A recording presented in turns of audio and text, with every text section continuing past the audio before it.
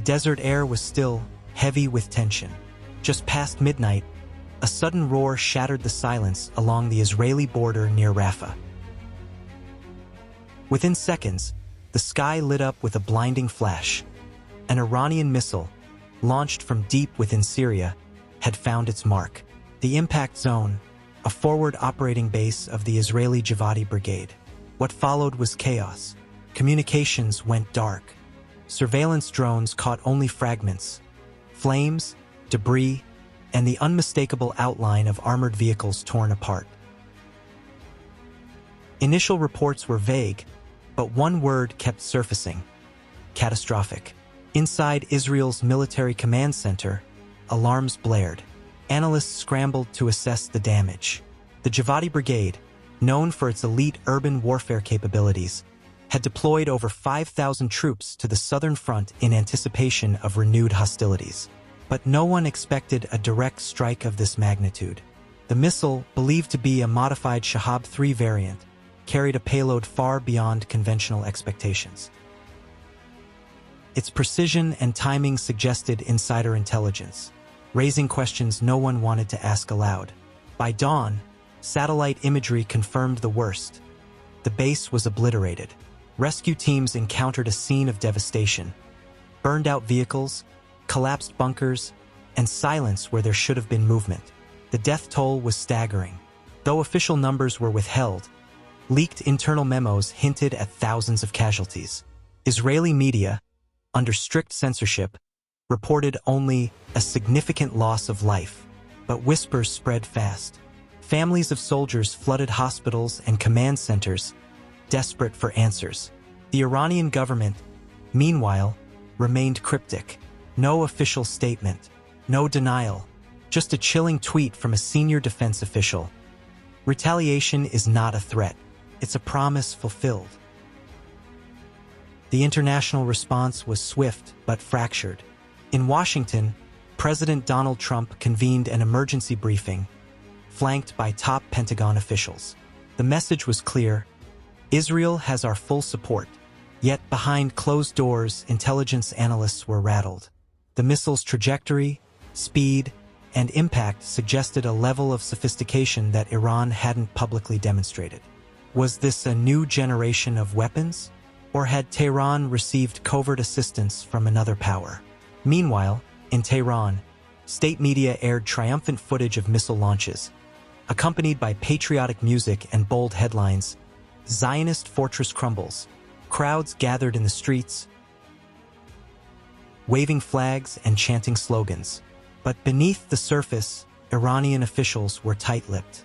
No confirmation, no denial, just a growing sense that something irreversible had begun. Inside Israel, grief turned to fury. Families of Givati Brigade soldiers demanded answers. Why was the base so exposed? Where was the Iron Dome? Military spokespeople offered vague reassurances, citing unexpected variables and classified assessments. But the public wasn't buying it.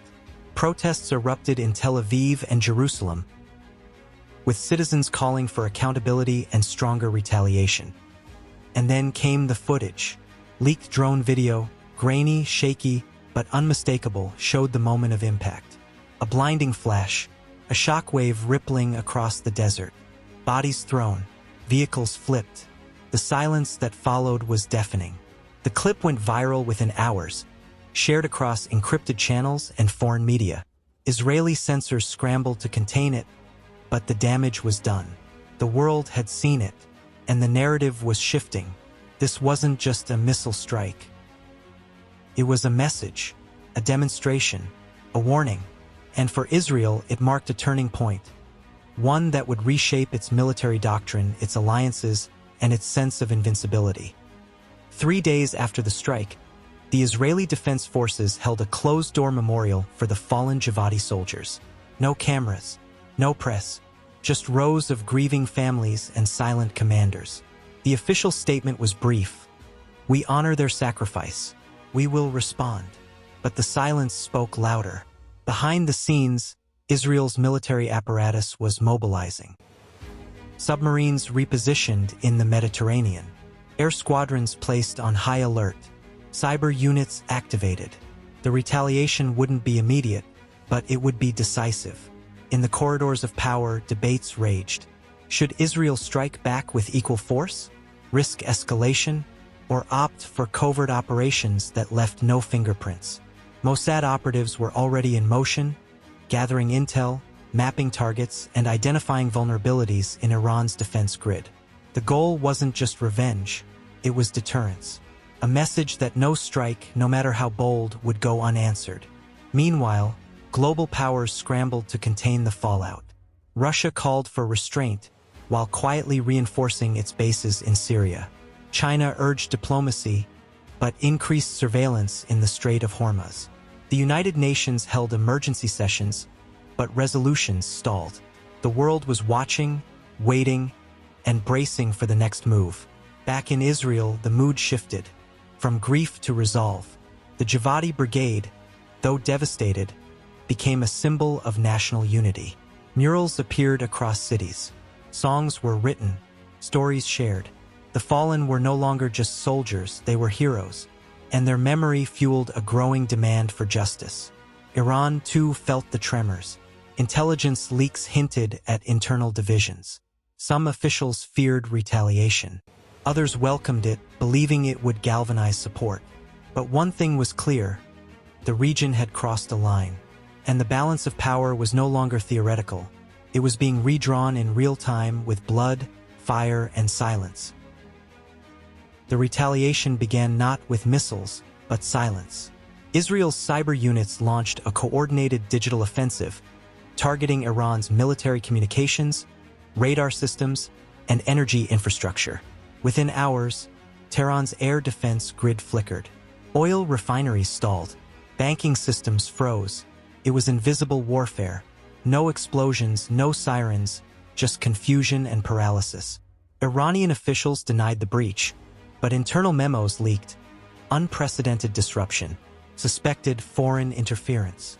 Simultaneously, Mossad operatives executed precision strikes across Syria and Lebanon. Ammunition depots erupted in flames.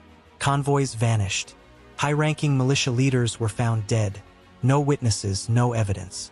The message was clear: Israel had eyes everywhere, and it wasn't waiting for permission. Back home, the Israeli public watched with grim satisfaction.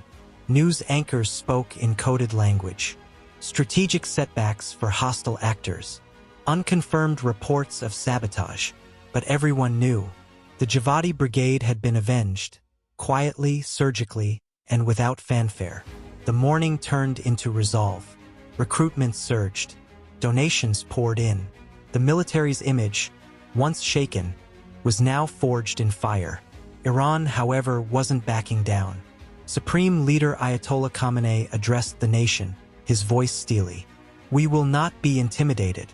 Resistance is our destiny." The speech was broadcast across the region, stirring both fear and fervor. Militias in Iraq, Syria, and Yemen pledged allegiance. The axis of resistance was mobilizing. And yet, beneath the bravado, cracks appeared. Iranian generals clashed over strategy. Some urged restraint, fearing escalation. Others demanded vengeance. The missile strike had awakened a sleeping giant, and now the consequences were unfolding in real time. The world watched, breath held. Diplomats scrambled. Intelligence agencies raced to predict the next move. But one truth had emerged. The Middle East was no longer a chessboard. It was a battlefield, and every move carried the weight of history, pride, and survival. As the dust settled, the region stood on edge. The missile strike had triggered more than destruction. It had ignited a psychological war. Every border patrol, every drone flight, every coded transmission carried the weight of uncertainty. Israel's retaliation had been swift and surgical, but the scars ran deep.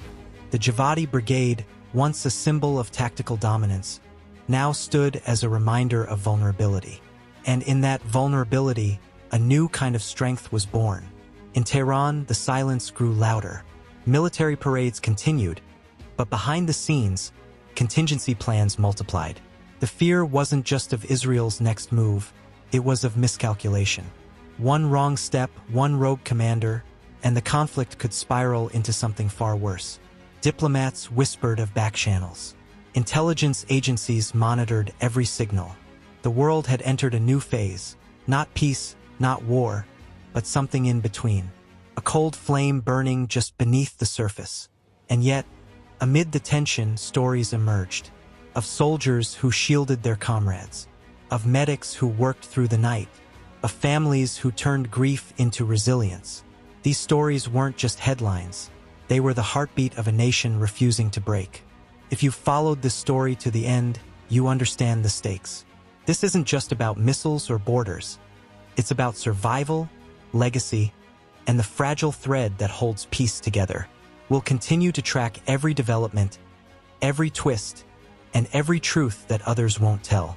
So if you want to stay ahead of the curve, subscribe to the channel now. Hit the bell icon so you never miss an update. More stories are coming raw, real, and unfiltered. Because in times like these, truth isn't just power, it's protection.